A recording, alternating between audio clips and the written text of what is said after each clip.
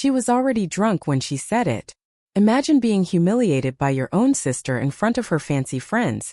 But the twist will shock you. The room went still, the laughter dying in a half-second of awkward air. Her voice sharp, practiced loud enough to make sure everyone heard. She never made it to college, she announced, chin high. Eyes locked on me like a sniper aiming at her target. The words didn't sting the way she wanted them to. Not anymore. I'd grown used to the way Rebecca dressed her insecurity in silk and superiority. But that night wasn't about embarrassment. It was about ending something that had been rotting for years. I stood there with a glass of cheap red wine in my hand, her lawyer friends circling like vultures in tailored suits. They looked from her to me, the HVAC tech in work boots and flannel, like I'd wandered into the wrong house. Maybe I had, but she was the one who invited me. I smiled. That's true, I said quietly. College wasn't for me. Then her boss, an older man with salt and pepper hair and the calm confidence of someone used to power, set down his drink. Wait, he said. Your sister is Olivia Turner. Rebecca blinked, her smirk fading. Yes, why? The man's expression changed, recognition sparking in his eyes. The Olivia Turner who designed the Turner White environmental system, the one who consults with the Department of Energy. His gaze shifted to me, sharp now. You're that Olivia Turner. Her smile disappeared. The room exhaled a collective breath, then held it again.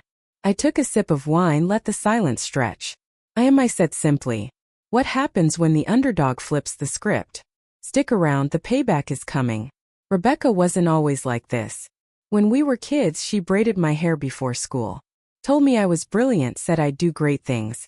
But then I got grease under my nails and she got acceptance letters.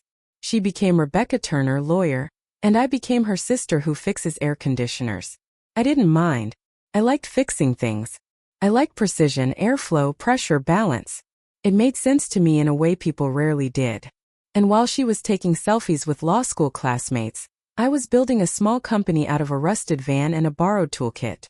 It was slow at first, lonely. But every job taught me something. Every system I repaired, every furnace I rewired built me into someone people began to trust. Then a commercial client asked if I could design a more efficient airflow system for a downtown high-rise. That project became a patent. That patent became a government contract. And that contract made me wealthy. Quietly wealthy. I never told her, not because I wanted to hide it, because I wanted to see what she'd do without the illusion of ranking between us. She failed the test amazingly. When she called last Thanksgiving, she said, "Bring something simple. The lawyers are coming. Keep it classy." I brought a bottle of wine and the patience of a saint. I knew what I was walking into. Her boss would be there. So would the firm's senior partners, the same firm that had once declined my offer to install their energy-efficient system because it was too experimental. Funny how circles close themselves. Her boss, Mr. Harlan, stood now studying me like I was a puzzle piece that suddenly made sense. "You did the upgrade for our downtown tower," he said. "Your design saved us nearly $500,000 in energy costs." He turned to Rebecca, brows raised. "Why didn't you tell me your sister was that Turner?" Rebecca's throat bobbed. I didn't realize. Her voice cracked on the last word. He smiled politely, but the edges of it cut. "Well, I suppose we'll be seeing more of her. The Department of Energy just recommended her firm for our energy-saving review." Impressive, Olivia. Very impressive. Rebecca looked like she'd been doused in cold water. She swayed, gripping the edge of the table, her perfectly painted nails digging into the wood. No one looked at her. They looked at me. And for once I didn't shrink.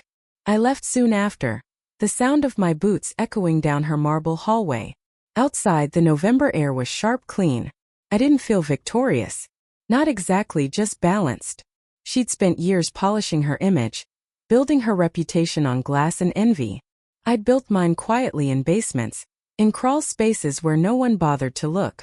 She mistook silence for failure. That was her mistake. When my phone buzzed later that night, it was Mr. Harlan's assistant. They wanted a long-term consulting partnership. I accepted. Now, every time I drive past her firm's tower, I look up at the glowing lights humming through the vents I designed. Air she breathes because of me. A system she once mocked me for understanding. And when people ask about my sister, I tell them the truth. She's a lawyer, I say. She never made it to being humble. Then I get back to work quietly, efficiently, letting the air move exactly where I want it to go. If you loved this story of sweet justice, hit that like button and subscribe to Scarred Justice for more tales of comeback and revenge.